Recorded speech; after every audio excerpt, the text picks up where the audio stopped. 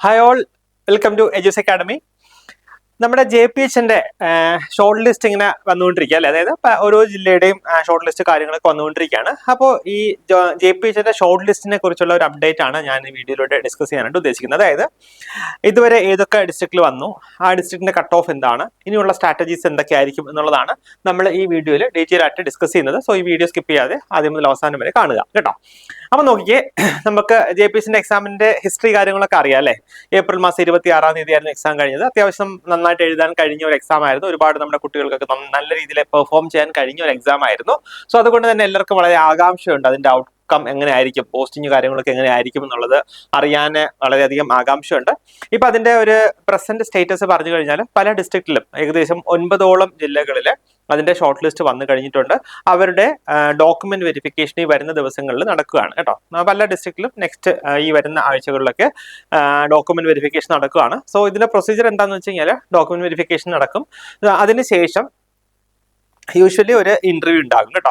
DHS ആകുമ്പോൾ interview ഉണ്ടാകും എന്നാണ് നമുക്ക് പറയാനായിട്ട് കഴിയുന്നത്. ഇന്റർവ്യൂ ഉണ്ടാകും. സോ ഇന്റർവ്യൂവിന് ശേഷം ഒരു ഫൈനൽ ലിസ്റ്റ് അല്ലെങ്കിൽ റാങ്ക് ലിസ്റ്റ് പബ്ലിഷ് ചെയ്യും.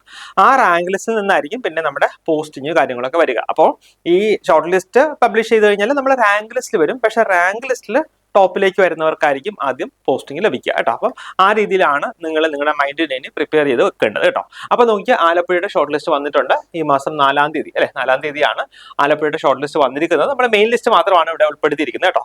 NCA കാര്യങ്ങളൊന്നും ഉൾപ്പെടുത്തിയിട്ടില്ല.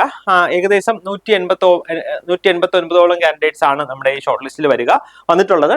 കട്ട് ഓഫ് വരുന്നത് 67.67 മാർക്കാണ് ആലപ്പുഴ ഡിസ്ട്രിക്റ്റിന്റെ കട്ട് ഓഫ് ആയിട്ട് വന്നിരിക്കുന്നത്. നെക്സ്റ്റ് നോക്കിയാൽ എറണാകുളം ജൂലൈ മാസം 31-ാം തീയതി വന്ന ഷോർട്ട് ലിസ്റ്റ് ആണ്. എറണാകുളം ജില്ലയിലെ ഏകദേശം 173 പേര് കേട്ടോ, 173 പേര് ഉൾക്കൊള്ളുന്ന ഷോർട്ട് ലിസ്റ്റ് ആണ് നമ്മുടെ എറണാകുളം ജില്ലയിൽ വന്നേക്കുന്നത്. കട്ട് ഓഫ് 66.67 മാർക്കാണ് എറണാകുളത്തെ കട്ട് ഓഫ് വന്നിരിക്കുന്നത് കേട്ടോ. നെക്സ്റ്റ് നോക്കിയാൽ നമ്മുടെ ഇടുക്കി കേട്ടോ. ഇടുക്കി ജില്ലയിലെ റാങ്ക് ലിസ്റ്റ് വന്നിരിക്കുന്നത് ഓഗസ്റ്റ് മാസം 5-ാം തീയതിയാണ്. 194 കേട്ടോ, 194 കാൻഡിഡേറ്റ്സിനെ ഉൾപ്പെടുത്തിയിട്ടുള്ള ഷോർട്ട് ലിസ്റ്റ് ആണ് വന്നിരിക്കുന്നത്. കട്ട് ഓഫ് മാർക്ക് വന്നിരിക്കുന്നത് ഏകദേശം 61.33 മാർക്കാണ് ഇടുക്കിയിലെ കട്ട് ഓഫ് ആയിട്ട് വന്നിരിക്കുന്നത്. നോക്കിക്കേ, നെക്സ്റ്റ് കാസർഗോഡാണ്. കാസർഗോഡ് ലിസ്റ്റ് വന്നിരിക്കുന്നത് ഓഗസ്റ്റ് മാസം 5-ാം തീയതിയാണ്. 142 പേരുടെ കേട്ടോ, 142 പേരുടെ ലിസ്റ്റ് ആണ് വന്നിരിക്കുന്നത്. ഇതിന്റെ കട്ട് ഓഫ് വന്നിരിക്കുന്നത് 63 മാർക്കാണ് കേട്ടോ. 63 മാർക്കാണ് നമ്മുടെ കാസർഗോഡിന്റെ കട്ട് ഓഫ് ആയിട്ട് വന്നിരിക്കുന്നത്.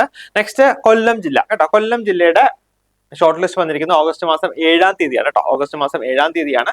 ഏകദേശം 210ഓളം പേര് കേട്ടോ, 210ഓളം പേരുടെ ലിസ്റ്റ് ആണ് നമുക്ക് കൊല്ലം ജില്ലയിൽ വന്നിരിക്കുന്നത്. 64 കേട്ടോ, 64 കൊല്ലം ജില്ലയിലെ കട്ട് ഓഫ് ആയിട്ട് വന്നിരിക്കുന്നത്. നെക്സ്റ്റ് നോക്കിയാൽ തിരുവനന്തപുരം ജില്ലയുടെ ഷോർട്ട് ലിസ്റ്റ് വന്നത് ഓഗസ്റ്റ് മാസം 4-ാം തീയതിയാണ്. തിരുവനന്തപുരം ജില്ലയുടെ ഷോർട്ട് ലിസ്റ്റ് വന്നിരിക്കുന്നത് ഓഗസ്റ്റ് മാസം 4-ാം തീയതിയാണ്. 221 പേരുടെ ലിസ്റ്റാണ് ഷോർട്ട് ലിസ്റ്റിൽ. 221 പേരുടെ പേരാണ് ഷോർട്ട് ലിസ്റ്റിൽ ഉൾപ്പെടുത്തിയിരിക്കുന്നത്. 71 കേട്ടോ, 71 ട്രിവാൻഡ്രത്തിന്റെ കട്ട് ഓഫ് ആയിട്ട് വന്നിരിക്കുന്നത്. നെക്സ്റ്റ് പത്തനംതിട്ട ജില്ലയുടെ ഷോർട്ട് ലിസ്റ്റ് വന്നിരിക്കുന്നത് ഓഗസ്റ്റ് മാസം 1-ാം തീയതിയാണ്. 109 പേരുടെ പേരാണ് ഷോർട്ട് ലിസ്റ്റ് വന്നിരിക്കുന്നത്. അതിന്റെ കട്ട് ഓഫ് മാർക്ക് ഏകദേശം 66 മാർക്കാണ് നമ്മുടെ പത്തനംതിട്ടയുടെ കട്ട് ഓഫ് ആയിട്ട് വന്നിരിക്കുന്നത്.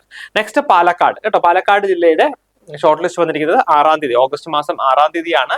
250 പേരുടെ ലിസ്റ്റാണ്, ഷോർട്ട് ലിസ്റ്റ് ആണ് പാലക്കാട് ജില്ലയിൽ വന്നിരിക്കുന്നത്. അതിന്റെ കട്ട് ഓഫ് മാർക്ക് ഏകദേശം 69.33 കേട്ടോ, 69.33 നമ്മുടെ പാലക്കാടിന്റെ കട്ട് ഓഫ് ആയിട്ട് വന്നിരിക്കുന്നത്.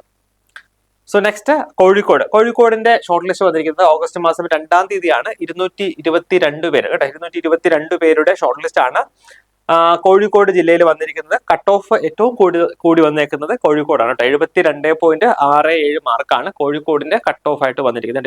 222ഓളം പേരുണ്ടെങ്കിലും 72 മാർക്കാണ്, 72.67 മാർക്കാണ് കോഴിക്കോടിന്റെ കട്ട് ഓഫ് ആയിട്ട് വന്നിരിക്കുന്നത്. അപ്പം ഏകദേശം 9 ജില്ലയുടെ ഷോർട്ട് ലിസ്റ്റ് ആണ് ഇതുവരെ വന്നിരിക്കുന്നത്. സോ ഞാൻ നേരത്തെ പറഞ്ഞതുപോലെ ഇനിയും ബാക്കിയുള്ള ജില്ലകളുടെ ഷോർട്ട് ലിസ്റ്റ് അധികം താമസമില്ലാതെ കേട്ടോ വരുന്ന ദിവസങ്ങളിൽ തന്നെ ഷോർട്ട് ലിസ്റ്റ് വരും. അതിന്റെ സബ്സിക്വന്റ് ആയിട്ട് അതിൻ്റെ അനുബന്ധിച്ച് തന്നെ ഡോക്യുമെന്റ് വെരിഫിക്കേഷൻ ഉണ്ടാകും. സോ ഡോക്യുമെന്റ് വെരിഫിക്കേഷൻ നമ്മൾ ചെയ്യേണ്ടത്, നിങ്ങൾ ഒരു കാര്യം പ്രത്യേകിച്ച് ഓർക്കുക, നമ്മുടെ കുട്ടികളൊക്കെ ചോദിക്കുന്ന കാര്യമാണ്, ഡോക്യുമെന്റ് വെരിഫിക്കേഷനിൽ ഇന്റർവ്യൂ ഉണ്ടാവുമോ? ഡോക്യുമെന്റ് വെരിഫിക്കേഷനിൽ ഒരു തരത്തിലുള്ള ഇന്റർവ്യൂവും ഉണ്ടാകില്ല. നമ്മുടെ ഡോക്യുമെന്റ്സ്, നമ്മൾ പ്രൊഫൈലിൽ അപ്ലോഡ് ചെയ്ത ഡോക്യുമെന്റ്സ് ഉണ്ടല്ലോ, അത് ഫിസിക്കലി വെരിഫൈ ചെയ്യുകയാണ് അവർ ചെയ്യുക. അത് ശരിയാണോ, ഒറിജിനൽ ആണോ എന്നുള്ള കാര്യങ്ങളൊക്കെയാണ് നോക്കുക.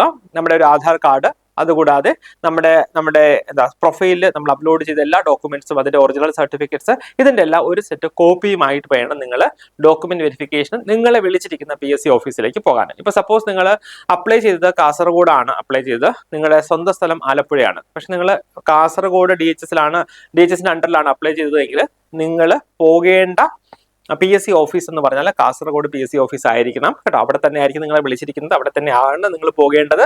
സോ അവിടെ നിങ്ങളുടെ യാത്രയൊക്കെ അതിനനുസരിച്ച് ക്രമീകരിക്കുക. ഡോക്യുമെന്റ് വെരിഫിക്കേഷൻ ഒക്കെ കഴിഞ്ഞിട്ട് വരിക.